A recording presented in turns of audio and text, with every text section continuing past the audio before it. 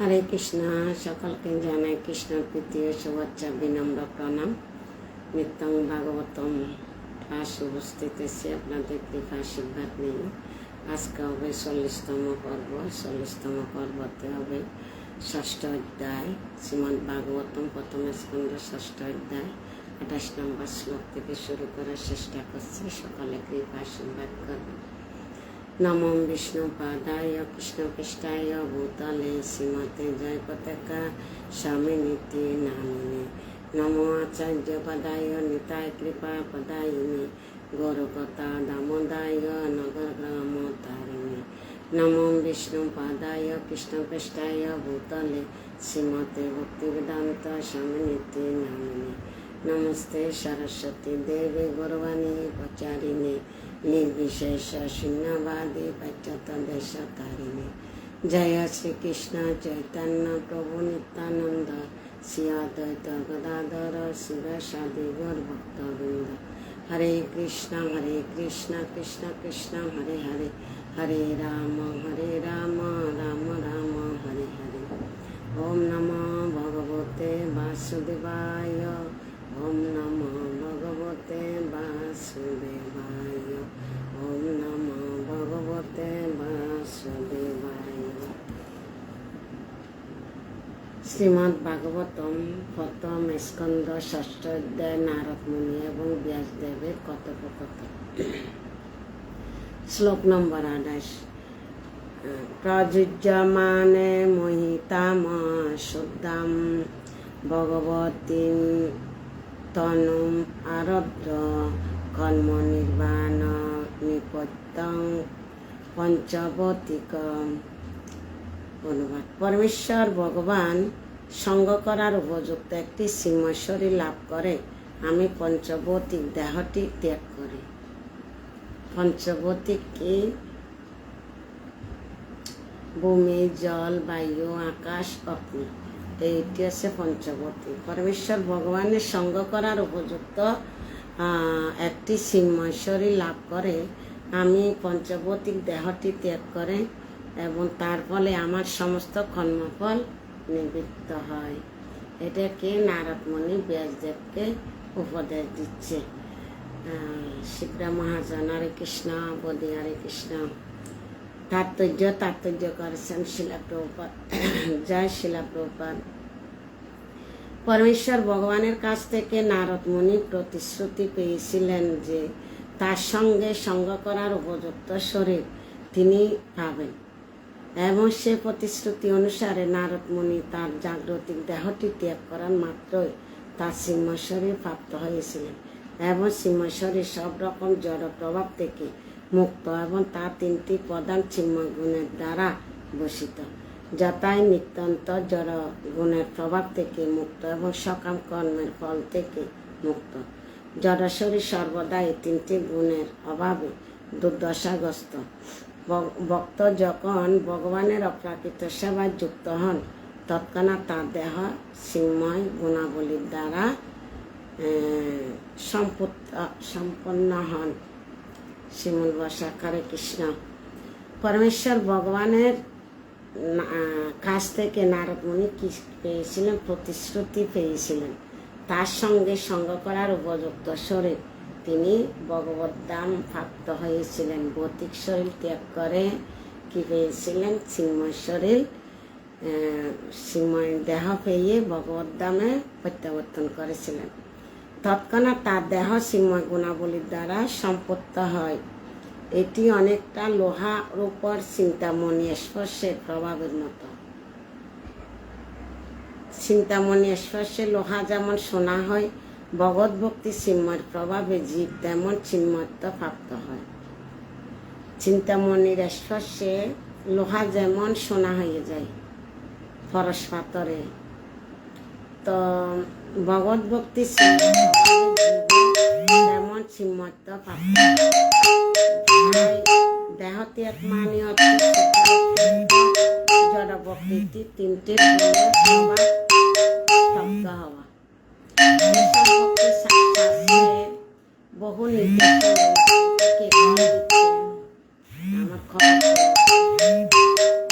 হরে কৃষ্ণ, এটা দেখা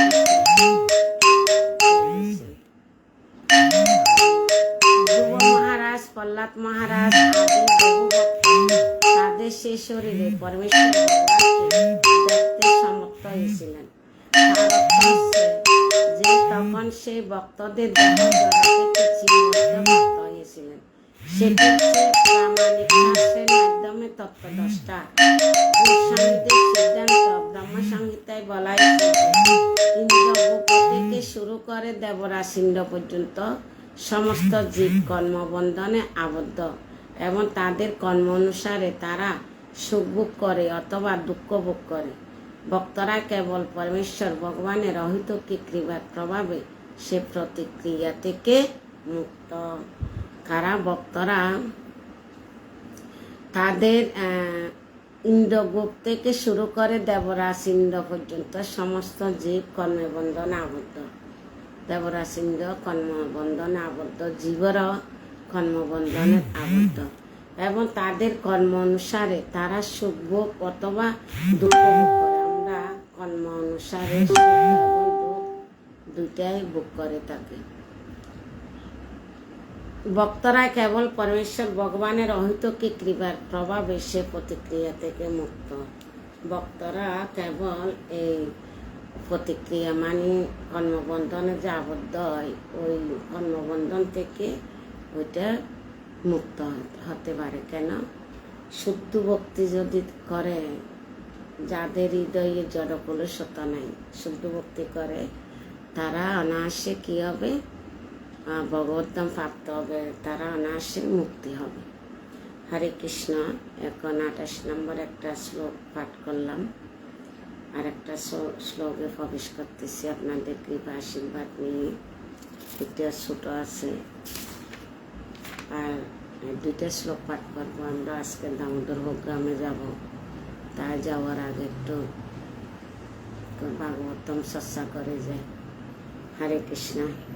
শ্লোক 29। কল্পান্ত ইদম আদয় শয়ানে অবন্তি শ্রী উদনত শিশায়িত অনুপ্রাণম বিবিশে অন্ত অহম বিভ। কল্পান্ত প্রতিটি কল্পের শেষে ইদম এ আদায় সংগ্রহ করে, শয়নে শয়ন করে, অম্বাসী কারণ বাড়িতে, উদরত প্রলয় স্বীয় পরমেশ্বর ভগবান নারায়ণের শয়ন, অনুপ্রাণম নিঃশ্বাস বিবিশে প্রবেশ করে, অন্তরে অহম আমি বিভ ব্রহ্মা। অনুবাদ। কল্পান্তরে যখন পরমেশ্বর ভগবান নারায়ণ কারণ বাড়িতে শয়ন করেন, ব্রহ্মা তখন সৃষ্টির সমস্ত উপাদানগুলি নিয়ে তার মধ্যে প্রবেশ করলেন এবং আমিও তখন তার নিঃশ্বাসের মাধ্যমে তার মধ্যে প্রবেশ করেছিলাম। কিভাবে প্রবেশ করছে এটা নারদ মুনি ব্যাসদেবকে বুঝাচ্ছে। তাৎপর্য করেছেন শিলা প্রভুপাদ। জয় শিলা প্রভুপাদ। নারদ মুনি ব্রহ্মার পুত্র রূপে পরিচিত, ঠিক যেমন শ্রীকৃষ্ণ ব্যাসদেবের পুত্র রূপে পরিচিত। পরমেশ্বর ভগবান এবং নারদ মুনির মতো তার নিত্য মুক্ত ভক্তরা এইভাবে জড় জগতে আবির্ভূত হন। ভগবানের সপ্তবেশ অবতার, গুণ অবতার, লীলা অবতার সবাই এইভাবে আবির্ভূত হন। ভগবদ্গীতায় বলা হয়েছে যে ভগবান জন্ম এবং কর্ম দিব্য। এটা চতুর্থ অধ্যায়ের 9 নম্বর শ্লোকে বলা হয়েছে জন্ম কর্ম সময় দিব্য এবং যোগ ব্যক্তি তত্ত্বত তিয়াত্ত দেহ পুনর্জন্ম নতি মামেতি সহজ্জন। তো তাই আচার্যদের সিদ্ধান্ত অনুসারে ব্রহ্মার পুত্র রূপে নারদ মুনি আবির্ভূত একটা দিব্য লীলা। তার আবির্ভাব এবং তিরোভাব ভগবানের আবির্ভাব এবং তিরোভাবের সমকার্যভূত। ভগবান নারদ মুনির আবির্ভাব এবং তিরোভাব দুটোটাই ভগবানের সমপর্যভূত। তাই ভগবান এবং তার ভক্তরা একই সঙ্গে ভিন্ন এবং অভিন্ন, তারা উভয়ই একই চিন্ময় স্তরে অন্তর্গত। ভগবানের শুদ্ধ ভক্তরা একই সঙ্গে ভিন্ন এবং অভিন্ন, তারা উভয়ই এক চিন্ময় স্তরে অন্তর্গত। ভগবানের শুদ্ধ ভক্তরা ভগবানের একই সঙ্গে ভিন্ন আবার অভিন্ন। ভগবান হচ্ছে যে বিভু, আর ভক্তরা হচ্ছে যে অনু। ভগবান বিভু চৈতন্য আর অন্যরা হচ্ছে অনু চৈতন্য। এটাই হচ্ছে যে ভিন্ন ভিন্ন মধ্যে, তারা উভয়ই একই চিন্ময় স্তরে অন্তর্গত, সবাই চিন্ময় স্তরে অন্তর্গত। হরে কৃষ্ণ। এখন ৩০ নম্বর শ্লোকটা পরে শেষ করে দিব, ঠিক আছে? হরে কৃষ্ণ। 1000 সহস্র যুগ পর্যন্তে উতায় ইদম শ্রীকত মহর্ষি মিশ্রা ঋষয় প্রণেবা অহম চ যজ্ঞিরে। সহস্র 1000 যুগ 43 লক্ষ বছর পর্যন্তে, শেষ স্থায়িত্বের পর, উত্তায় মেয়াদ শেষ হয়ে গেলে, ইদম এ শিশকত পুনরায় সৃষ্টি করা প্রাণেব্য তার ইন্দ্রিয় থেকে, অহম আমি, চ ও জঙ্গিয়ে আবির্ভূত হয়েছিল। অনুবাদ। 43 কোটি সৌর বৎসরের পর ব্রহ্মা যখন ভগবানের ইচ্ছা অনুসারে পুনরায় সৃষ্টি করার জন্য মহর্ষি অঙ্গিরা, অত্রি আদি ঋষিদের তার দিব্য দেহ থেকে সৃষ্টি করেন, তখন তাদের সঙ্গে আমিও আবির্ভূত হয়েছিল। নারদ মুনি, তাদের সাথে নারদ মুনিও আবির্ভূত হয়েছিল।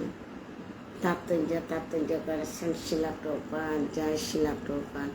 ব্রহ্মার একটি দিন হচ্ছে 4 কোটি 32 লক্ষ সৌর বৎসর, সে কথা ভগবদ গীতায় বলা হয়েছে। সেই হিসাবে তার রাত্রি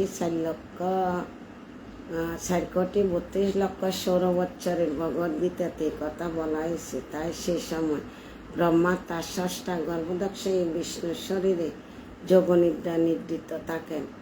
এভাবে নিদ্রিত অবস্থায় থেকে জেগে উঠে ব্রহ্মা ভগবানের ইচ্ছা অনুসারে পুনরায় সৃষ্টি শুরু করেন। তখন ভগবানের অপ্রাকৃত শরীরে বিভিন্ন অঙ্গ থেকে সমস্ত মহিষীরা আবার আবির্ভূত হন। ভগবানের অঙ্গ থেকে সমস্ত মহিষীরা আবার কি হলো? আবির্ভূত হন। এবং নারদ মুনি তখন আবির্ভূত হন, অর্থাৎ নারদ মুনি তার একই চিন্ময় শরীর নিয়ে আবির্ভূত হন। ঠিক যেমন মানুষে একই শরীরে জেগে ওঠে, নারদ মুনি সর্বশক্তিমান ভগবানের জড় সৃষ্টিতে এবং চিন্ময় জগতে যে কোনো জায়গায় বিচক্ষণ করতে পারেন, তিনি তার চিন্ময় শরীরে আবির্ভূত হন এবং অন্তর্হিত হন। তার সেই শরীরে দেহ এবং আত্মার কোনো পার্থক্য নেই, যা জড় জীবের মধ্যে পার্থক্য দেখা যায়। ভগবান দেহ এবং আত্মার মধ্যে কোনো পার্থক্য দেখা যাচ্ছে না। সর্বশক্তিমান ভগবান জড় সৃষ্টিতে এবং চিন্ময় জগতে যে কোনো জায়গায় বিচক্ষণ করতে পারেন। ভগবান সব জায়গায় যেতে পারেন, সব কিছু করতে পারেন।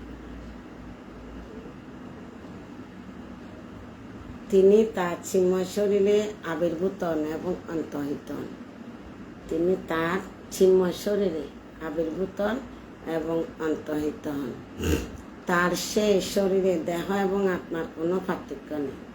তখন শরীর এবং দেহ এবং আত্মার মধ্যে কোনো পার্থক্য নেই। তিনি তার চিন্ময় শরীরে আবির্ভূত হন এবং অন্তর্হিত হন। তারা সেই শরীরে দেহ এবং আত্মার কোনো পার্থক্য নেই, যা বদ্ধ জীবের মধ্যে দেখা যায়। হরে কৃষ্ণ। আজকে 3টা শ্লোক 28, 29, 30 3টা শ্লোক কিঞ্চিত হলে বিশ্লেষণ করার চেষ্টা করছি। তাৎপর্য অনুবাদ শ্লোক বিশ্লেষণ করলাম। আগামীকাল থেকে 38 নম্বর শুরু হবে। তো আজকে 40তম পর্ব। 40তম পর্বতে সকলকে জানাই কৃষ্ণ প্রীতি ও শুভেচ্ছা। হরে কৃষ্ণ। ভাগবতম গ্রন্থরাজ কি জয়, শিলা প্রপাত কি জয়, শিলা গুরু মহারাজ কি জয়, নিতাই গো সীতানাথ প্রেমানন্দে হরি হরি বল। আর কালকে থেকে তো আর 7 দিন আছে। 7 দিন ভাগবত ক্লাস দিব 20 মিনিট 25 মিনিট, কেন কি আমাদের সময় নেই। এখন যাব দামোদর প্রোগ্রাম করতে, তো সেই জন্য 20 মিনিট 25 মিনিট করে দিব। আর দামোদরের পরে আবার 1 ঘন্টা করে ক্লাস দেওয়ার চেষ্টা করবো ভাগবতম, না ভাগবতম শেষ হবে না। সুমিত্রা ফল। হরে কৃষ্ণ। শ্রীমান হরে কৃষ্ণ। সবাইকে অসংখ্য ধন্যবাদ যুক্ত হওয়ার জন্য, সাথে থাকার জন্য। ঠিক আছে, হরে কৃষ্ণ।